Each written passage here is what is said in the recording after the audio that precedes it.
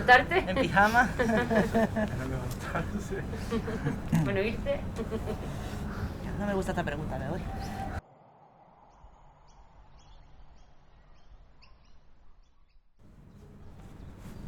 Pues quieres contar ahí cómo nos conocimos. Sí, sí. Nos conocimos hace 8 años en un festival de arte digital y performance y música electrónica así un poco peculiar que se hacía en Belgrado, en Serbia. Entonces nos conocimos allí. Lo tipo que escuchas a gente hablar español y, oye, ¿tú quién eres? ¿Dónde eres? Y demás, y nos conocimos allí. Sí, sí, vivíamos los dos en Madrid y aquí Sí. no nos habíamos cruzado nunca. Claro. Y nos cruzamos allí. Entonces ya vimos que había intereses comunes, ¿no? Pues nos fuimos a encontrar en un sitio bastante especial. Sí, yo estaba trabajando pues desde lo sonoro y música experimental y estaba como también preparando un nuevo directo de un disco que editaba y bueno, es que me flipó el curro de Marta cuando lo conocí, empecé a ver cosas suyas y fue como, o sea, como que hicimos muy buenas migas en ese viaje. Sí. Y luego a la vuelta nos escribimos, O sea, me escribió, oye, que empezamos a hacer algo y tal. Sí. Y el Y ahí primero lo hicimos en la Quinta del Sordo. Sí, sí, sí. Sí. Desde Y ahí. desde ahí hasta hoy.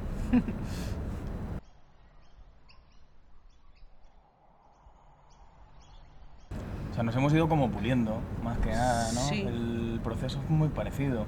Sí, realmente no cambiamos mucho la manera de hacer, pues realmente somos muy flexibles. Él me puede dar sugerencias en lo visual, yo puedo decirle este tema me mola mucho, este igual no tanto. Pero bueno, nos vamos comunicando bastante bien y trabajamos en paralelo. Y al final las cosas salen. Porque quizás yo trabajo un poco más esa parte de improvisación porque me parece bastante interesante en lo visual. Entonces, bueno, me preparo las cositas, pero luego ya lo que sucede en el directo, pues... Sí, pasa. tenemos como una parte con cierta estructura, que vamos trabajando cada uno en paralelo, porque también hemos ido como viviendo en ciudades diferentes y aún así hemos conseguido seguir trabajando juntas. Pero luego yo, por ejemplo, he ido cada vez metiendo más improvisación, y entonces al final es como que nos hacemos unas estructuras base y de ahí un proceso que nos gusta mucho, que es que lo que surja ahí surja solo en el directo, ¿no? Y que haya una parte así como de improvisación que nazca y surja solo ahí. Entonces, nos partimos de una estructura, pero luego intentamos que haya mucho de improvisación. Sí, porque así el show pues lo podemos ir haciendo repetidas veces, pero también va evolucionando a la vez que lo vamos haciendo. Seguramente de lo que pase hoy a dentro de 6 meses es posible que este último Despetro Dorado también vaya evolucionando. Igual vas viendo en el directo las cosas que funcionan, no funcionan, se te ocurren cosas nuevas. Entonces va así un poco modulándose con el tiempo. Sí. Es más, no sé, más fluido. El otro día hablábamos, ¿no? Como que pensábamos un poco sobre nuestro trabajo así en retrospectiva, que decíamos como que hay un hilo conductor, pero que nos hemos ido dando cuenta después. Sí. O sea, ¿no? Que a veces pasa eso, como que vas mirando hacia atrás a todo el trabajo que hemos hecho estos años y es verdad que todo tiene, que lo hablamos antes un poco contigo, todo tiene como mucha relación con lo místico y lo espiritual, siendo gente que venimos de bastante de ciencias y de trabajar más con mecanismos más matemáticos y científicos. Pero hay un interés ahí por lo místico espiritual que nos ha acompañado siempre. Yo creo que es porque es como un poco un ritual para nosotros la performance, ¿no? Hay una parte de entrar ahí como si entraras en misa y que cuando vives la performance sientes como que estás llegando a un estado espiritual que llegas en los rituales, ¿no? Eso sí que nos ha interesado, yo creo que siempre, pero de manera casi inconsciente, como que ha ido bastante inconsciente, yo creo. Surgiendo en cada proyecto y ahora al mirar atrás ahí es el conductor.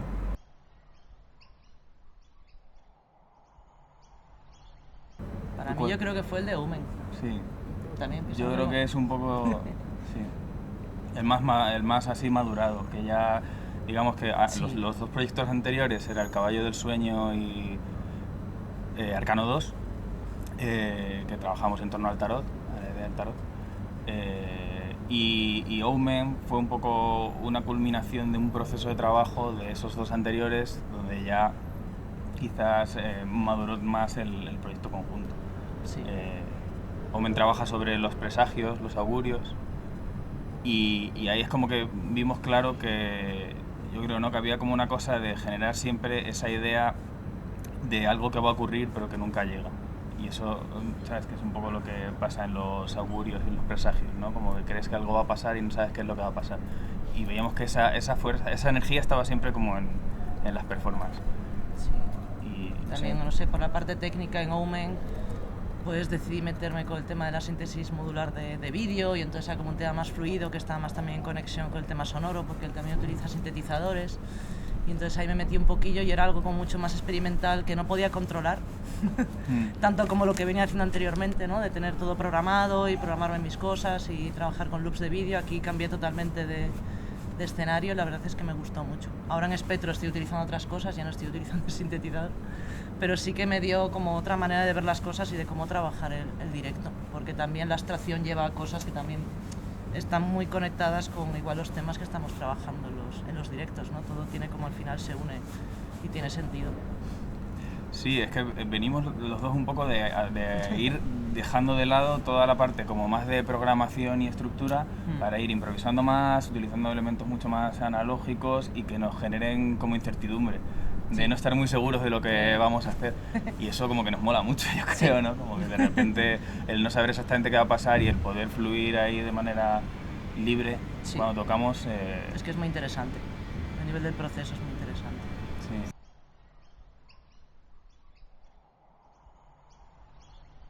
No es sencillo porque nos complicamos a la hora de llevar cacharros. Sí, yo ahora ya no llevo tanto cacharro, pero por ejemplo, yo en mi caso, por ejemplo, no ensayo, no suelo ensayar, porque si ensayo ya tengo una idea preconcebida en la cabeza y si después eso no sale igual, pues al final te frustras, ¿no? Eso... Tengo cierta estructura, tengo las cosas preparadas que sé que voy a utilizar, pero después en el directo voy un poco, pues eso, improvisando, según el día que tenga, pues va saliendo diferente. Yo creo que es mucho más rico el modo visual a que sea siempre exactamente igual, porque para eso tampoco tendría sentido que trabajara en directo. Pues tengo un vídeo de hambre y me quedo por ahí, ¿no? En un bar tomándome algo. Y esa parte no me parece tan interesante. A mí, por ejemplo, grabar cosas es algo que me produce muchísima ansiedad porque nunca está perfecto, nunca me acaba de gustar. Entonces, cuando tengo que grabar algo me cuesta muchísimo. Prefiero, lo que hago en el directo se queda allí y luego ya pues no puedo volver atrás. Ya sucedió, ya pasó. Sí, y que yo creo que además el propio hecho incluso de que vivamos a distancia y que ya no tengamos esos procesos de pensar y estructurar tanto y que fluya mucho más a nivel de improvisación, que no hagamos ni ensayos, hace que de repente surjan unas cosas como que incluso yo creo que el espectador lo percibe, ¿sabes? Que hay una pequeña magia ahí en lo que generamos improvisado que es distinta cuando lo tienes más estructurado.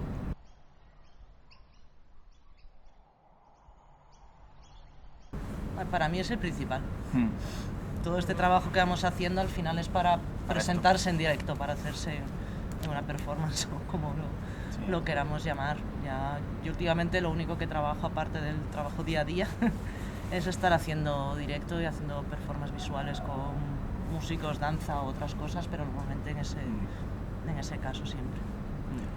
Sí, o sea, para mí yo hago trabajo sonoro, también hago trabajo de diseño sonoro, de acciones sonoras, o sea, al final, bueno, soy artista sonoro, que es un término que aborrezco, pero que básicamente es que el sonido es mi material de creación. Y hago mucho trabajo también de estudio y mucho trabajo de producción, pero lo que más feliz y con lo que más disfruto es sobre todo con esto con Marta y sobre todo en la performance y en el directo, porque es cuando realmente llego a lugares desconocidos, porque puedo hacer cosas que no... En casa no salen. Que en casa no salen. Básicamente.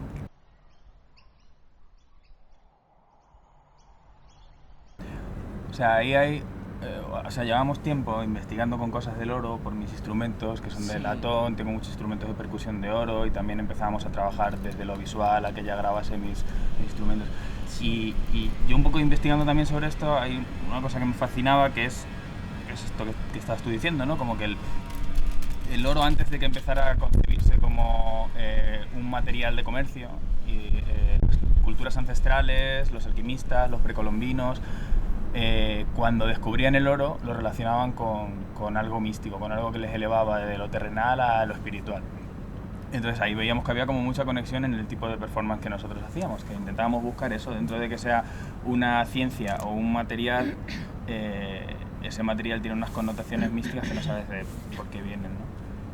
Cuando descubrieron por primera vez el oro y llegaron a una mina y vieron ese espectro de colores, de repente para ellas era como ver el sol, ¿sabes? Era un espectro de colores muy amplio que no había en otra cosa. Que no había en otra cosa, que era el único material que lo tenía. Y eso nos fascinaba. Entonces, investigando por ahí, pues empezó Marta a trabajar con todo el espectro de colores de oro y y yo trabajar también como desde los sonidos que se asemejan a los metales en general que llevan orden. Y luego, bueno, que mis instrumentos son también, lo que decía antes, son todos dorados, entonces al final... Percutivos. ¿Y cómo suena el oro? Pues el oro suena a estos instrumentos también.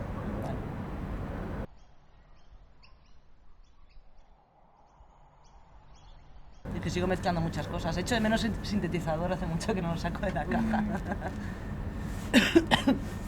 Pero sí que estoy volviendo un poco al tema de programarme gráficos y ya hacer cosas como más limpias, tener más tiempo para depurar el tema de lo que voy a utilizar después y después poder utilizarlo en directo. Entonces para esto sí que estoy trabajando bastante. Y aunque así a veces no nos gusta mucho el tema de utilizar inteligencia artificial, para ciertas cosas me está ayudando un poco para generar algo de contenido que después utilizo de base para el contenido visual de los directos. Entonces algunas cositas sí que son IA, pero tampoco se nota demasiado, que también las gráficas o la estética gráfica de la IA es muy reconocible, ¿no? Lo puedes ver muy rápido. Quizás dentro de un año ya no nos demos cuenta. No, machacas la IA y hasta... Pero la machaco mucho. Es como una manera de, igualmente, pues que utilizaba cualquier tipo de otro tipo de recurso para grabarme contenido, pues ahora puedo añadir una extra. No sé, me compré un microscopio y me puse a grabar cosas con el microscopio para utilizarlo para esto, pues no deja de ser una herramienta extra pero luego tiene mucha postproducción detrás. Es más que nada tener como ese elemento base sobre el que después puedo ir creando encima de ello. Yo toco saxofón, toco dos tipos de saxofón y trabajo también con elementos percutivos.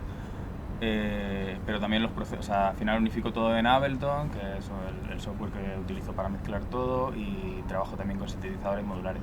Me interesa mucho como la relación que se establece entre los sonidos de viento y las frecuencias oscilantes que tiene el saxo y los propios osciladores del sintetizador modular. Un sintetizador modular al final te permite como generar el sonido desde cero, ¿no? A diferencia de un teclado o otro tipo de instrumentos electrónicos, el sintetizador puede generar la onda desde un oscilador, luego la puedes filtrar, luego le puedes hacer una serie de procesos que es casi analógico, o sea, como acústico, como cuando generas una oscilación con el saxo. Entonces esa mezcla entre esos dos territorios sonoros me encanta y que además va mucho en relación también con lo que hace Marta, que de repente mete procesos digitales y los mezclas con procesos analógicos con tu sinte y surgen cosas que no se sabe si son digitales o no, si son... También uso yo, por ejemplo, en sonido grabaciones de campo, muchas grabaciones que he hecho en la naturaleza y las proceso y las destrozo hasta que, bueno, se pierde un poco, no se reconozca tanto si esto es algo que viene desde lo digital o desde lo analógico y se genera un poco esa confusión humano-máquina. Total.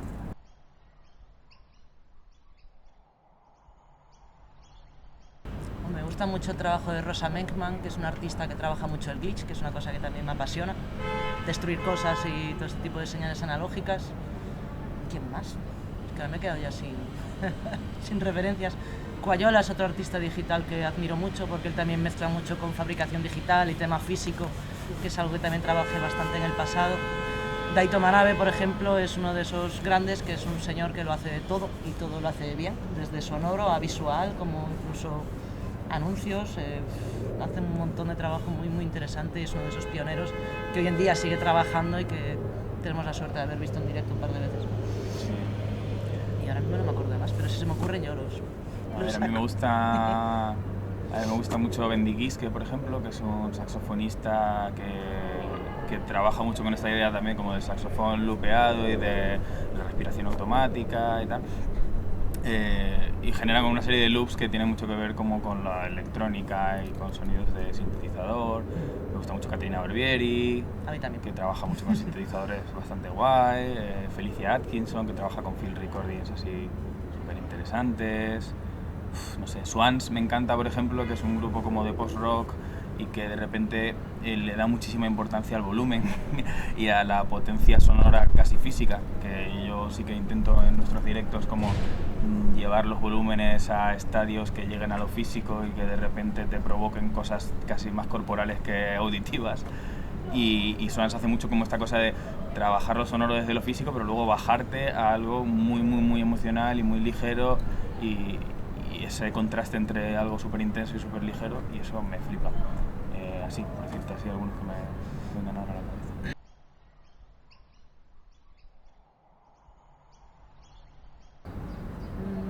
Yo creo que en mi caso no. intento que tenga todo un poco de sentido y no hacer una cosa que hacía mucho antes, hace años, que era pues en el mismo concierto utilizar cosas como muy distintas, como muy dispares, ¿no? De canción, cosa, y eso al final tampoco genera un hilo conductor, ni en lo visual ni en lo sonoro, ¿no? Como en el contenido, no intentar hacer esos parones y esos cambios tan dramáticos. Yo creo que si la gente se puede llevar un recuerdo mucho mejor o tenerlo más afianzado si realmente hay como un hilo conductor, aunque sea simplemente a nivel de color o a nivel de estructura o a nivel de patrones que utilizas, ¿no? Intentar evolucionar eso y hacerlo de esa manera es un trabajo que estoy intentando hacer desde hace años porque era muy de abro, cierro esto y tengo un montón de cosas diferentes y al principio sí que lo hacía mucho. Era eso, mira, justo lo que, lo que hablábamos al principio un poco de pulirlo, yo creo que ha ido por ahí. Ha ido por empezar utilizando un mogollón de herramientas diferentes, utilizar herramientas digitales, sintes, varios, a veces metía saxo y otras cosas. Y ahora como que hemos ido puliendo solo saxo sintetizador modular prácticamente, en mi caso sonoro, y con eso intentar hacerlo todo y intentar, pues, para luego llevarlo a una estructura como la que hablábamos al principio, una estructura que nos permita tener libertad. Al final, cuanto más... El otro día lo hablaba con un colega que hace mucha producción musical, ¿no? Que al final en la producción musical tienes como un abanico enorme y, bueno, y en lo visual igual, de opciones y puedes utilizar tantas como quieras, ¿no? Entonces, precisamente ponerte tus propias reglas de utilizar menos y con esas crear, yo creo que nos permite de repente pues tener esa libertad a la hora del directo, intentar sacar lo máximo con esos 2 o 3 elementos con los que trabajamos, ¿no? Menos es más. Al final, si tienes una cadena, cuantos más eslabones hayas, más cosas, pues más facilidad hay que se rompa o que algo se desmadre. Entonces, teniendo ese core base, ¿no? Con el que trabajas y trabajar sobre ellos, que al final da muchísimas posibilidades. Tampoco es necesario añadir muchísimas cosas en algo porque al final también el espectador tampoco lo entiende si te pasas. A veces es mejor yo creo que lo quitar capas y cosas y procesos. Lo siguiente debería ser un concierto solo de gong y ya está. Vale. Y unos baños de gong y un visual único. Con una linterna. Durante una hora, Una foto. Ya está, una foto ahí destrozada. Manipulando una foto durante una hora, podría ser. No es la primera vez que hago algo así. No, mira, un alegato guay, esto graba, A ver. Que, joder, yo estoy súper contento de volver por tercera vez al Réplica, además, porque es de los pocos espacios que quedan en Madrid que están como aventurándose a programar cosas mucho más de vanguardia y que quedan muy poquitos espacios en Madrid, con todos los espacios y sitios que están cerrando. Yo creo que aquí estáis haciendo una programación súper guay. Has quedado ahí el... Dejar así, queridos espectadores.